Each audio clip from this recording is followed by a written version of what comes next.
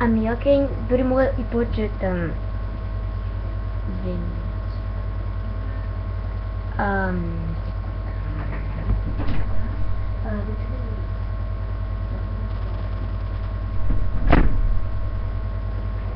Така. Папа. И този лъкот е стел. И сега си трием нокът. Само един нокът ще ти покажа. Си дължа си се лакирам и ще ти покажа как. И ноката ми е изтри.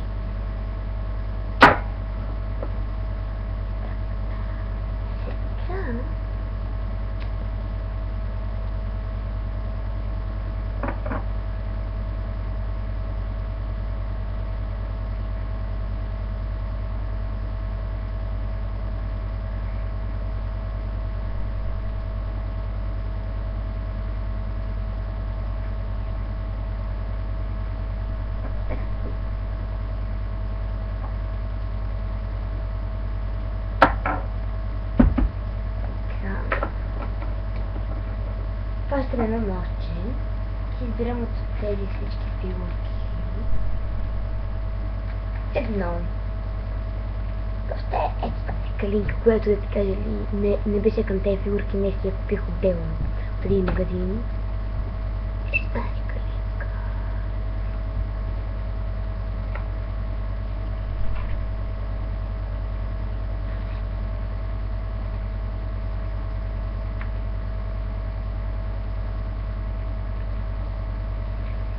Срежа колкото ми трябва за ногтите, разбира се. Може малко повече да се нарежат. Но гледам колкото може по-тънко.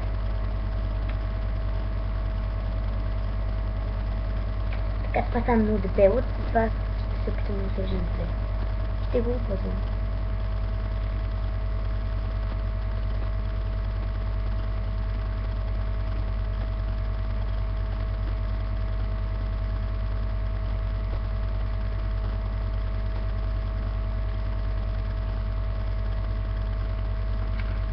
Така, ето, ударете една малка калинчица.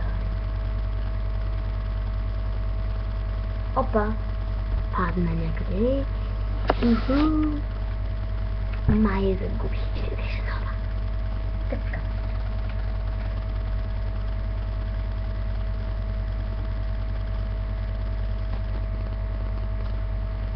Така, тази стана горе-долу тънка.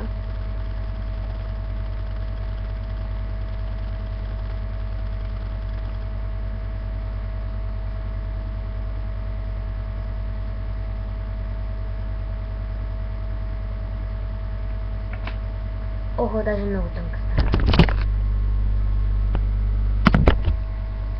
Като люстички. Сега слагам малко безцветен лак.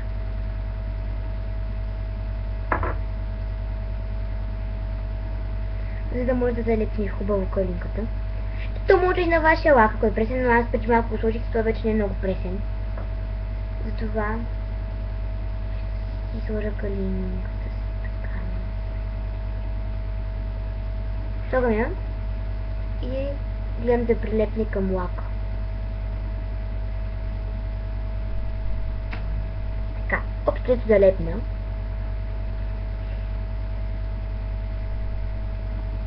И сега на калинката правим точки, след като едно следи там да ги обърня. Тънкописец.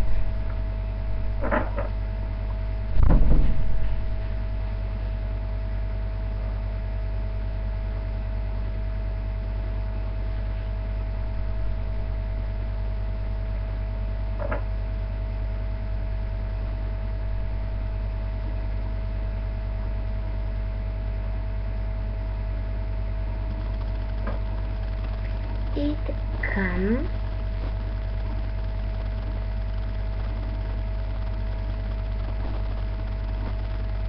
Гледам. Хубаво залепна. И ето калинката залепна. Точите също горе да останаха. Лака стана грозен, но просто за толкова кратко време не мога да го направя хубав. Секунда.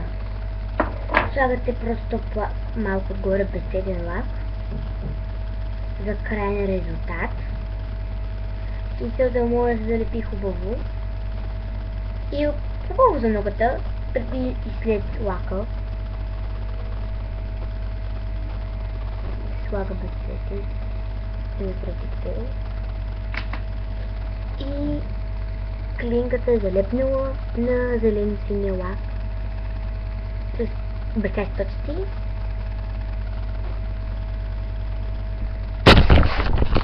И гордо това се получава. В момента да изключим как да по-добре може да стане, на други ми докато се взема да стане по-хубаво. Все пак мерси за търпението, което имахте докато гледате и третия клип.